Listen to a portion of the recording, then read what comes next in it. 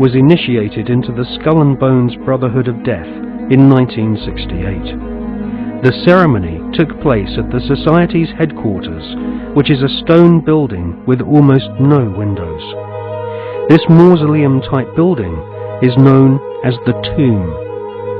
There is a small enclosed courtyard, an internal chamber where initiates lay masturbating inside a coffin, and a museum of artifacts held sacred by the Society's members, which are all called bonesmen, regardless if they are male or female. Many of the artifacts inside the Skull and Bones headquarters have been stolen by its members. To prove their devotion to the Brotherhood of Death, bonesmen have robbed graves, bringing human skulls and skeletons back to their tomb and placing them in glass display cabinets.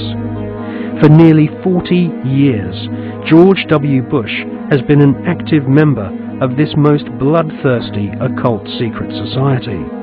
His allegiance is primarily to his fellow bonesmen, not the American people.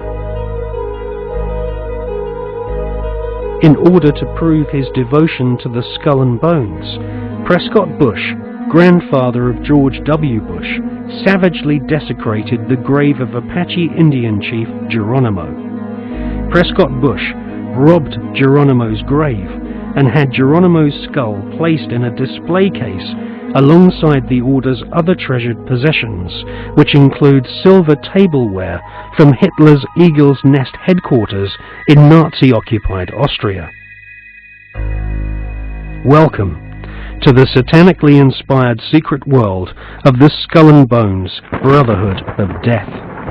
Welcome to the sick world of the Bush family.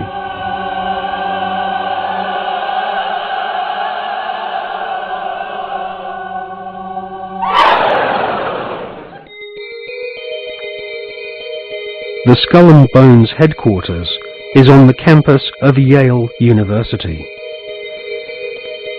Yale is home to several other lesser secret societies, including the Scroll and Key.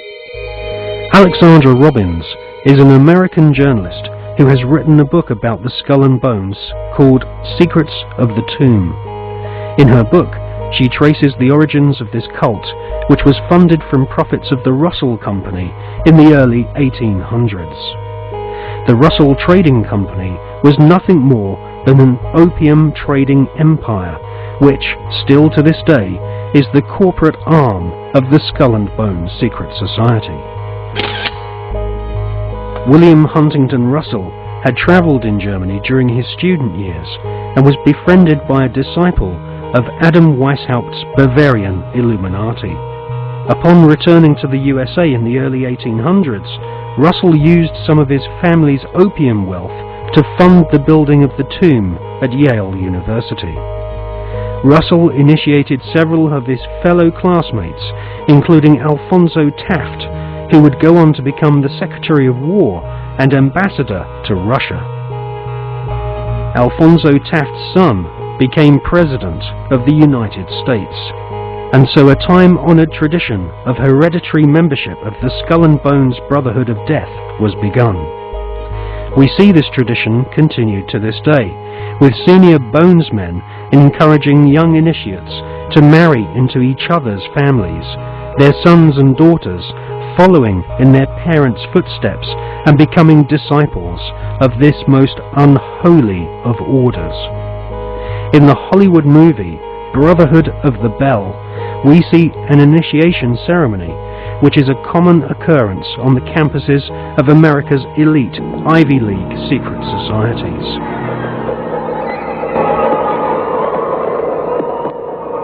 Mr. Patterson, Philip Everest Dunning, Mr. Chad Harmon, Mr. Dunning. Mr. Dunning, the articles and letters of the Brotherhood.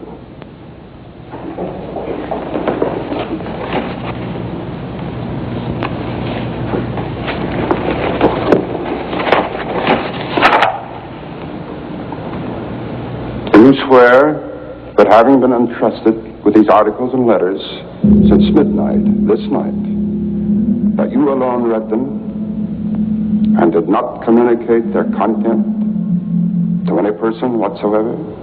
I so swear. Having so sworn, are you now prepared to go forward? I am prepared.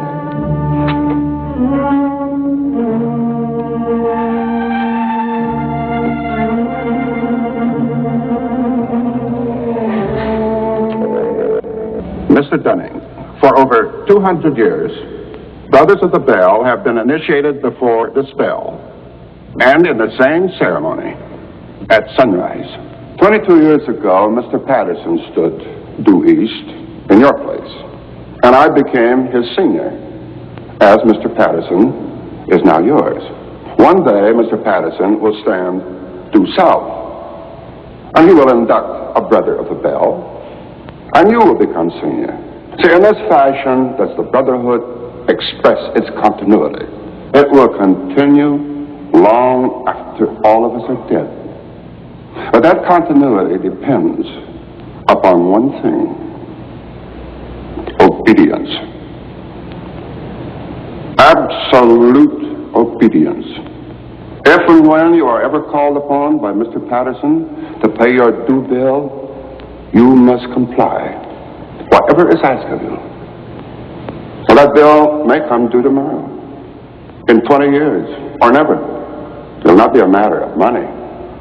It will be an act of fealty, of loyalty to the Brotherhood of the Bell. Now, if you require anything at all, get in touch with your senior, and he will see to it that it's arranged for you.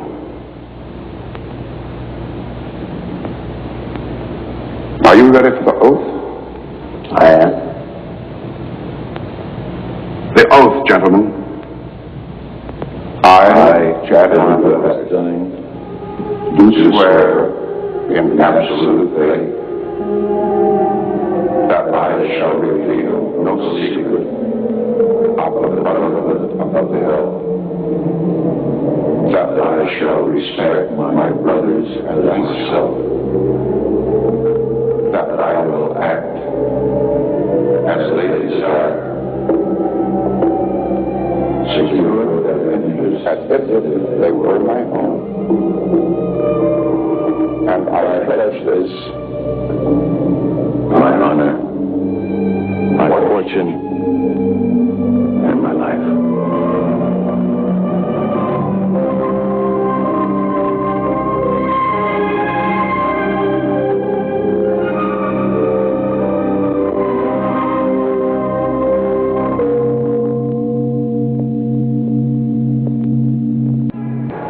You know, I still find it incredible that I could get anything I want. Anything a man could get with money, privilege, and the best connections. You know, it just occurred to me that we're part of the establishment now. Not part. The establishment.